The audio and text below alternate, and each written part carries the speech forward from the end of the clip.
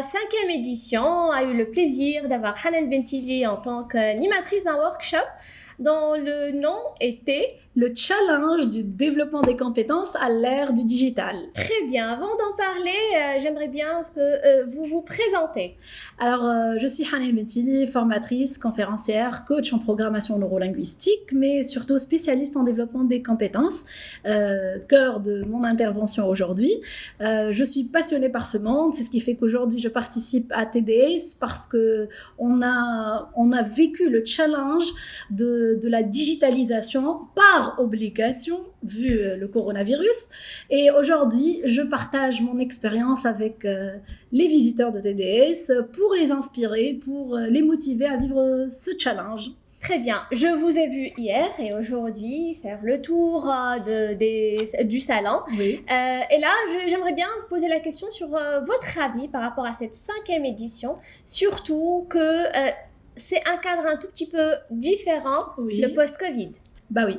Ce que j'ai aimé, ce que j'ai apprécié, principalement les workshops en ligne, les keynotes, les panels, on apprend de tout le monde. Si on n'apprend pas quelque chose de technique, on apprend à travers les compétences, disons les soft skills des autres. Et il y avait une variété de personnes aujourd'hui, depuis hier à TDS, une variété de personnes, une variété d'entreprises. Donc c'est très enrichissant de voir cela en Tunisie.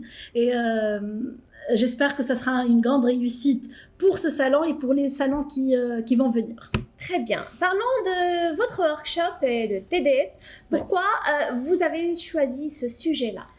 Alors, j'ai choisi ce sujet parce que, tout simplement, il y a eu une transformation au niveau des outils, au niveau de la formation, au niveau de l'accompagnement, de l'animation de réunion. Et du coup, on se dit, comme on a vécu ce challenge, et je sais qu'il y a plusieurs personnes qui n'ont pas pu réussir cette expérience avec le digital, à travers le travail online, les formations online, l'accompagnement online. Il y a des personnes qui ont arrêté de faire du coaching parce qu'ils ne pouvaient pas se déplacer à cause du coronavirus, pendant que d'autres ont arrêté de faire des formations parce qu'ils n'ont pas les outils et les moyens pour animer ou n'ont pas cette envie d'animer. Donc, ils étaient en stand-by, disons, en attendant à ce que la situation change. Et voilà qu'on est en la 2e année après l'apparition du coronavirus et on revit les mêmes problèmes qui font qu'on est obligé d'utiliser tout ce qui est digital pour le online. De ce fait, j'ai choisi ce sujet pour inspirer, pour donner envie aux gens de vivre cette expérience. Et vous avez donné des solutions. Absolument. En fait, tout ce que j'ai présenté aujourd'hui, ça sort de mon vécu à moi.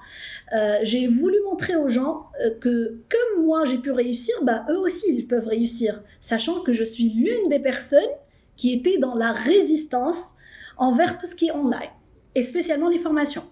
J'ai toujours préféré me déplacer pour faire une formation présentielle. Je ne paye pas de l'argent pour les formations online. Et pourtant, je me suis dit que ça sera un défi pour moi, pour donner envie aux autres, mais aussi pour créer l'envie chez les autres d'aller faire des formations et du coaching online. Et ce que peut-être je n'ai pas partagé auparavant à travers les médias, c'est que j'ai vécu l'expérience de l'accompagnement en ligne pour des clients en France et aussi dans d'autres régions en Tunisie online. Donc ça m'a beaucoup aidé à aimer cette expérience. Très bien. Et après TDS ? Après TDS, certainement de nouveaux challenges.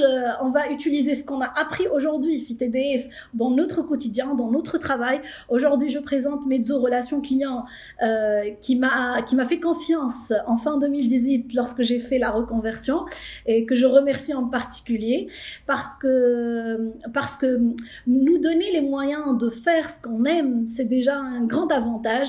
Et j'invite surtout les entrepreneurs aujourd'hui, la cible principale, je pense, que de TDS, ce sont des entrepreneurs, des porteurs de projets, des personnes dans le monde professionnel.